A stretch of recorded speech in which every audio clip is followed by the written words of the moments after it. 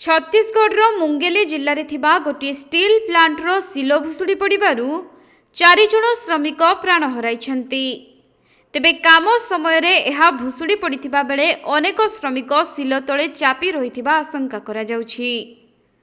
सेपटे ध्वंसावशेष तलू 2 जन को जीवित अवस्था उद्धार करा जाई हॉस्पिटल रे भर्ती करा जाइछि। तेबे सिल हेउछि लुहारे तैयारी होइथिबा विराटकाय सिलिंडर आकृतिर स्ट्रक्चर। इटा भाटी लगुथिबा चिमिनी भली यह देखिबाकू। स्टील प्लांटर जिनिस रखिबाकू सिलर व्यवहार करा जाए। सारगांव अंचल रे थिबा कुसुम स्टील प्लांट रे काम चलुथुबा बेले मध्याह्न समय रे एपरि अघटन घटिछि। तेबे एही दुर्घटना घटिबा समय रे सिल निकट रे 8 रु 10 जन श्रमिक काम करुथिले। तेणु सिल भुशुड़ी पड़िबारु एहा तळे समस्ते चापी होई रहि जाइथिले। पुलिस एवं उद्धारकारी दल तुरंत घटनास्थल रे पहुंची उद्धार कार्य नियोजित होइथिले। एथिरे 4 जन प्राण हराइथिबा बेले ध्वंसावशेष तळू 2 जन को उद्धार करा जाई बिलासपुर को चिकित्सा पई पठा जाइथिबा जणा पड़िछि।